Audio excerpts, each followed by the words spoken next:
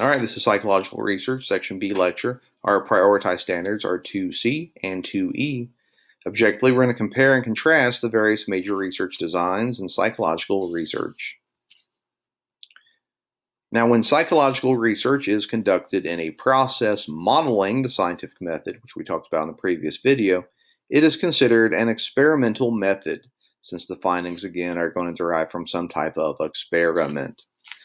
Initially, a research question is going to be developed that generates a hypothesis that is going to be testable, verifiable, and possibly refutable.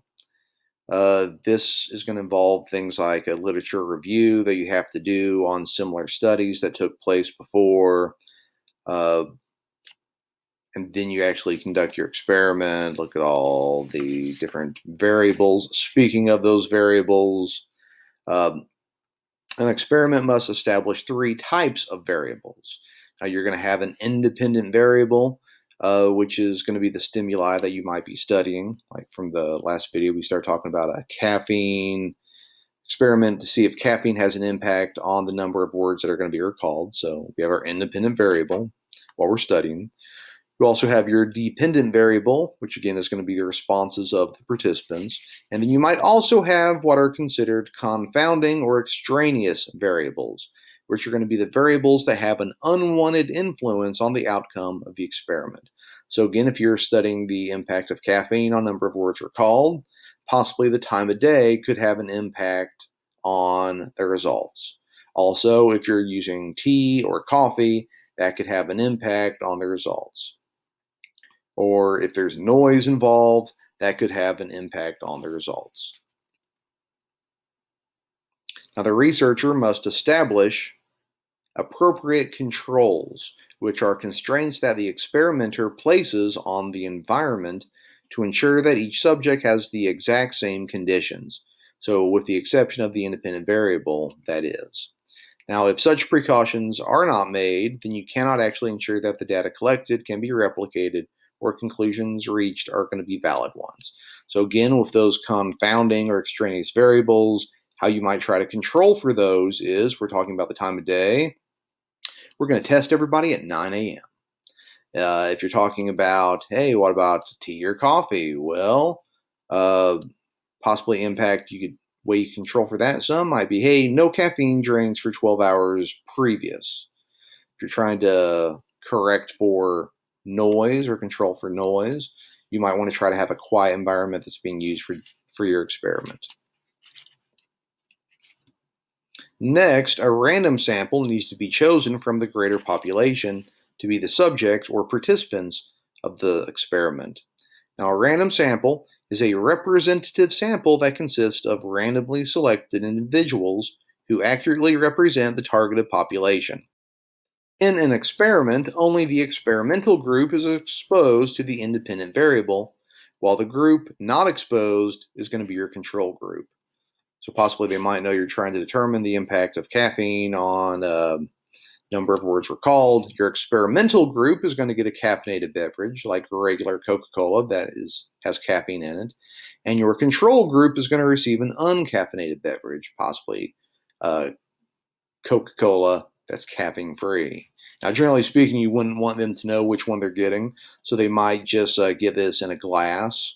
Experimental group gets a glass of the Coca-Cola with caffeine, and your control group is going to get a glass of the caffeine-free Coke.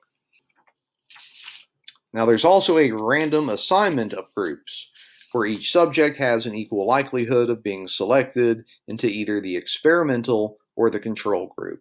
So, like this, oh, pick a name out of a hat. It doesn't have to be that way. There's other ways you can randomly assign groups, but you can't just be like, hey, you four, you're going to be this one. That would not be random.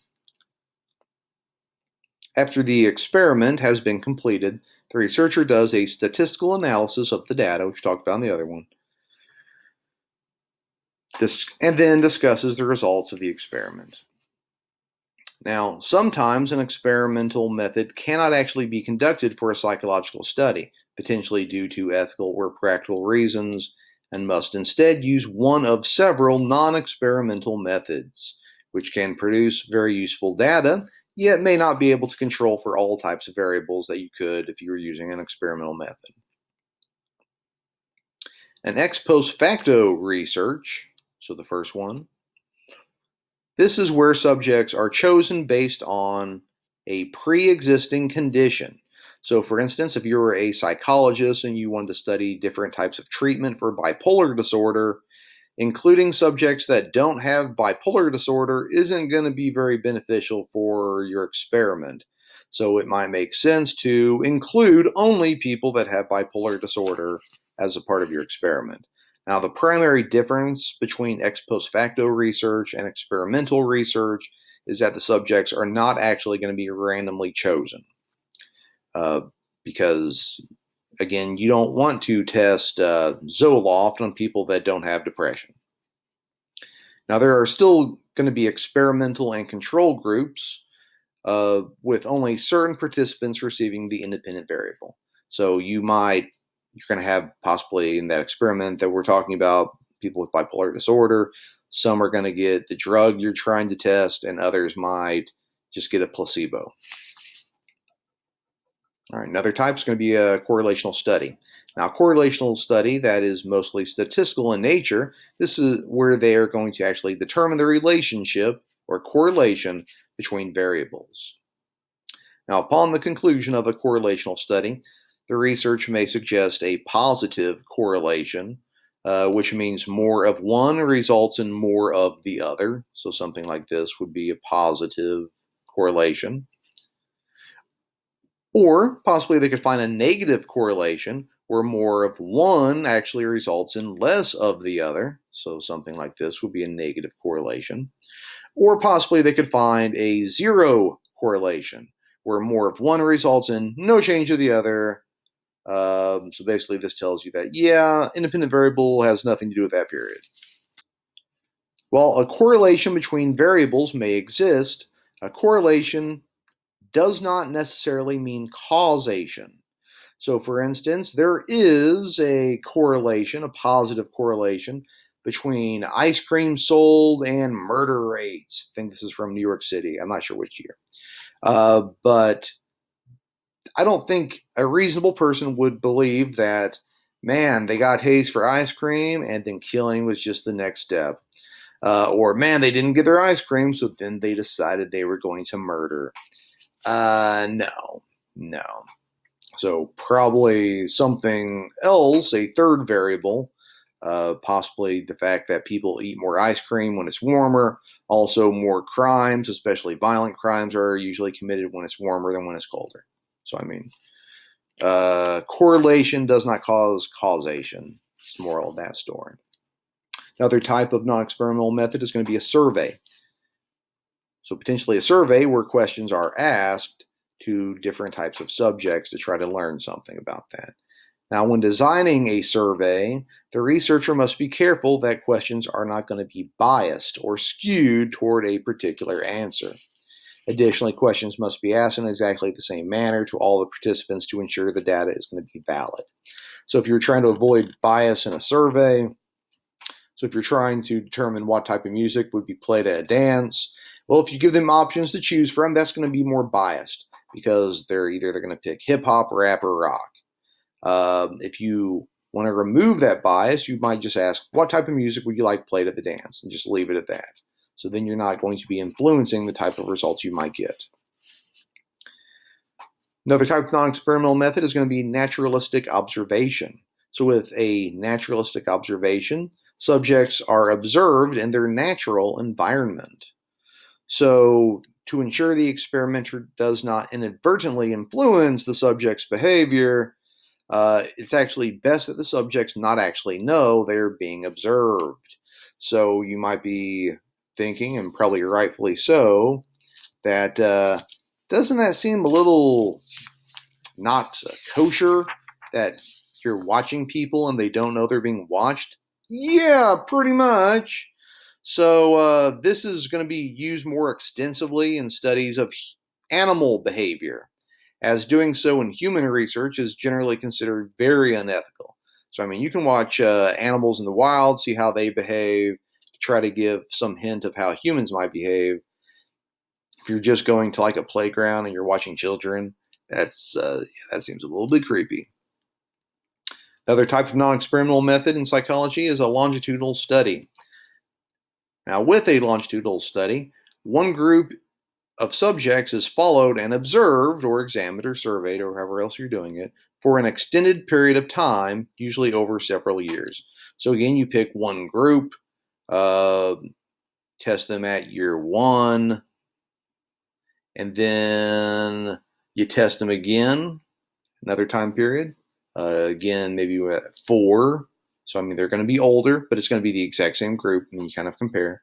And then you test them again a third time, so maybe when they're age 7, then you compare that again.